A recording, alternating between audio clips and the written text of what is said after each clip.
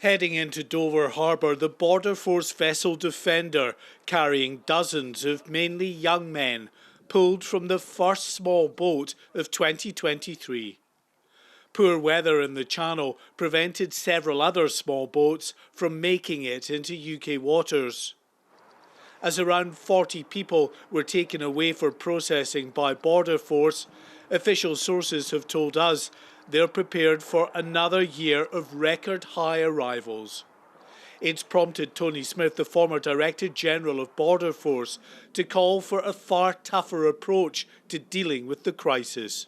We've got to get into detaining people when they arrive here who are manifestly unfounded, abusing the system, detaining them only for a limited period, for as short a period as this. No one wants to lock people up for months and months, but get all the legal barriers, all of those dealt with really quickly under a detained fast-track process and start seeing removal. We've done it before. We did it in the UKBA when I was there. We had a detained fast-track process and we did deliver significant removals, and that's the best way of getting control of this. The most obvious candidates for fast-track removal are the 13,000 Albanians who arrived on small boats last year. The UK government has agreed a new rapid returns policy with the government in Tirana, but so far only a handful of Albanian nationals who arrived across the Channel have been sent back. Another key agreement in the government's plans to tackle the small boats crisis is the Rwanda deal.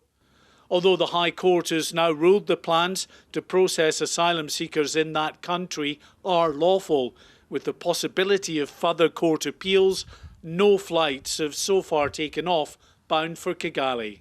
It's taking about 450 days for that to be decided. Why can't those claims be decided within 28 days? Conservative MP James Daly, who sits on the Home Affairs and Justice Committees, believes, despite any obvious momentum, in the year ahead, Rishi Sunak's government has the right plans in place to tackle the Channel migrant crisis. This is the moment where we can do something about it. The question which people will judge us on is should we have done that 3 years ago and it's to where we are now. We knew this was coming. We knew these numbers were coming.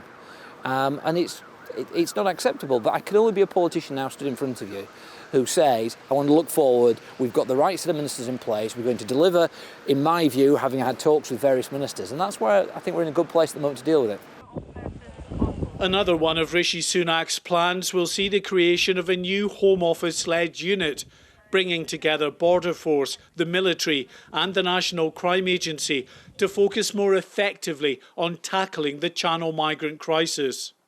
The establishment of a dedicated small boats operational command will see the arrival of hundreds more personnel here in Dover. But will it lead to a reduction in crossings? Well, critics suggest all it'll really do is ensure that small boats are intercepted and migrants are processed more efficiently.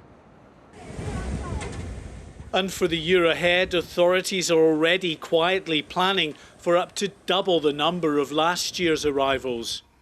For Rishi Sunak's government, it's never been more important that the various pieces of his plan to tackle this problem come together. A record number of crossings this year would be politically catastrophic. Mark White, GB News on the Kent coast.